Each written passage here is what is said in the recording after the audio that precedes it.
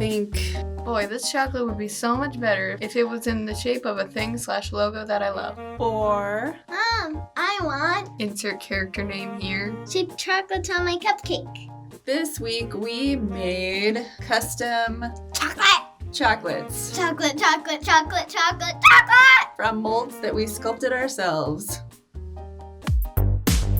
So the first step is designing your design. So we did a couple of original drawings and then also took a couple of logos. So there's Virgil and there's Terry. We printed them out and then traced them on a window using the window as a light board so that we could do the pencil line art on the back side of the paper. It'll automatically reverse itself and then squish clay on top of the pencil and it'll transfer, but not reverse. So when you peel the clay off, then you should have transferred a light imprint of the pencil and then you can cut it out. So we were using these ribs, they're pottery tools. You use them when you're making a pot is what they're made for, but I like to use them as a nice blade because they're really skinny and so they slice, but they're not actual blades so they won't cut you. So they work really well on the clay, but they won't actually cut your fingers. So they're nice to use for kids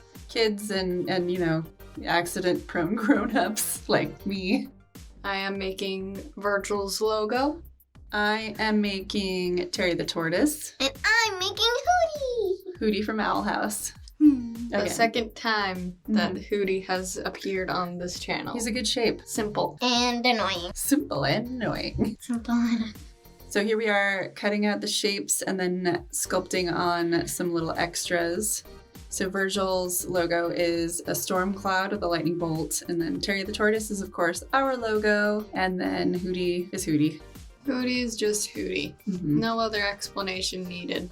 So Ty and I are using Super Sculpey Firm, which is a lot stiffer and harder than original Super Sculpey, but it takes the detail really nicely. So it's harder to kind of get softer edges and get it nice and clean, but it's really easy to get tiny details. So Sam is using Super Sculpey Original, which is a lot easier to work with and is good for most things. It's not quite as easy to get teeny tiny clean details in. And we're all just using clay tools. So we've got some ball styluses and some dental exploring tools, but you can buy those in clay sculpting kits. And we're making little balls of clay and snakes of clay and adding them on to our pieces to create some of the shapes. I had carved in the tortoise shell for Terry and I decided that I didn't like it carved in, so I decided to cut out little pieces and put them on there. So that's Bake and Bond. It's oven bake clay adhesive, and so I painted it on his shell and then I started cutting out little geometric shapes to stick on there. I made it harder for myself and did not add anything on. Do layers you were carving out. Yeah, I just carved out the parts that I wanted to be lower. You did a really good job though, but yeah, that is harder. So I insisted that we make everything super tiny because we didn't have very much chocolate and a tiny bit of the molding compound, the molding putty. And so I was like, we've got to make these really small or we're going to run out of all of our materials. And so it made it really challenging to get all of the details accurate because they were so tiny. And I think, Sam, you did such a beautiful job of getting the Hooty stuff right in such a tiny, tiny, tiny shape. Maybe it's because you have little fingers. I think we could have made Hooty a little bit bigger. In fact, later on, we cast the face and I was like, oh, we should do the snake body and we'll just cover mini Oreos in chocolate. And it worked really well. It's super cute, but his face could have been slightly bigger, match the size of the chocolate covered mini Oreos. And that would have been even cuter, I think. Here I am making a robot, and this is again with the Super Sculpey Firm, so it takes the details really nicely. So I cut out the shape of him and then I squished in some texture on his arms and his neck and on his wheel, and I added some little balls of clay for his eyes and then used a ball stylus to kind of squish in the middle of the eye. Gave him a little belly panel with some little buttons on it. I think he turned out really cute. So then after we sculpted all of our pieces, then we coated them in cornstarch. The mold putty that we used is this stuff here. It's a 2-part mold making putty. You get equal parts of the part A and part B, and you just squish them together until it's homogeneous. And then you roll it into a smooth ball so that there's no cracks or weirdness in the ball, and then you can squish it on. I think maybe we could have tried going the other way around where we squished the piece into the mold putty and then flipped it over to get a nice flat bottom, but that might have helped us get them lined up better because some of them ended up a little close to the edge. For the mold making, you have the 3-minute work time, it says. So once you start mixing it, you have 3 minutes to mix it and then get it onto your piece before it starts to set. And then it sets in 15 to 20 minutes. And then you wash it before you use it for food things for sure.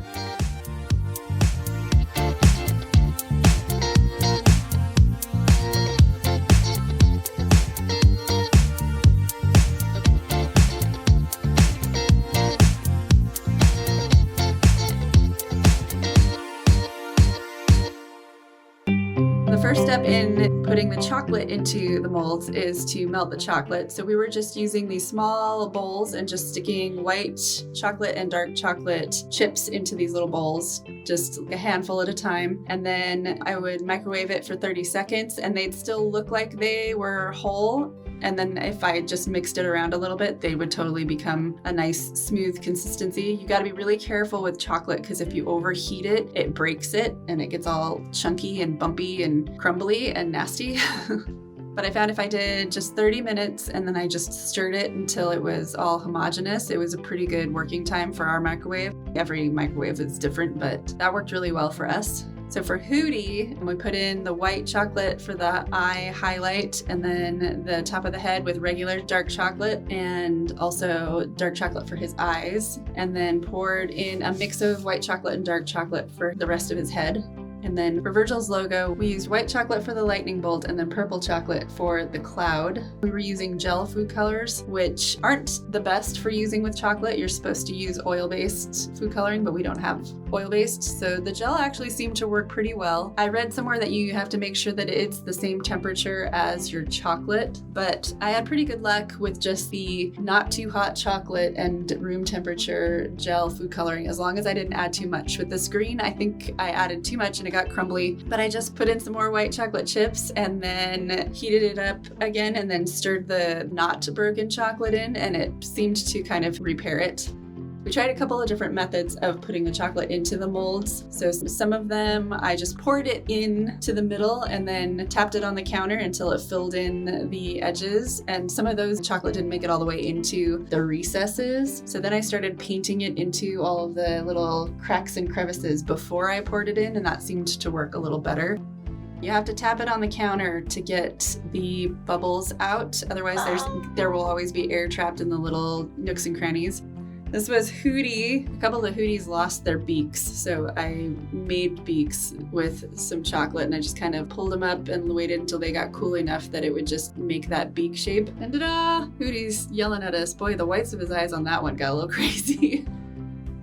This is demolding them, so we just pulled it away from all the edges and then popped them out of there. The robot was a little tricky to pop out of there. His mold was funky in the armpit area. Just always wanted to stick in the armpit.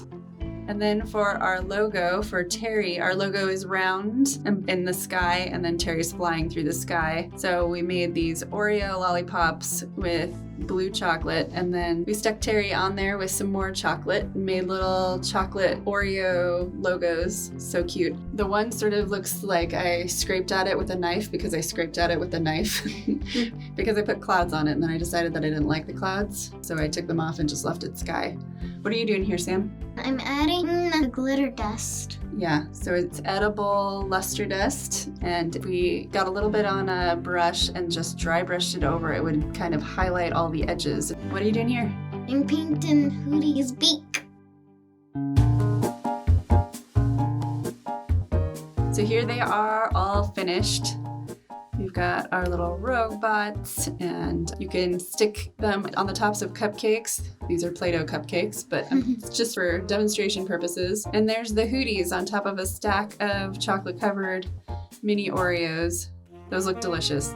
They're a little sloppy, but I think they read really well, right? You can tell they're Hooty. Yeah. I think right about the time when I got the hang of making the Hooty faces was when we ran out of chocolate. So, you know, if you want Hooty chocolate at your birthday party, I can make them because now I'm pro, but we'll have to get more chocolate for that.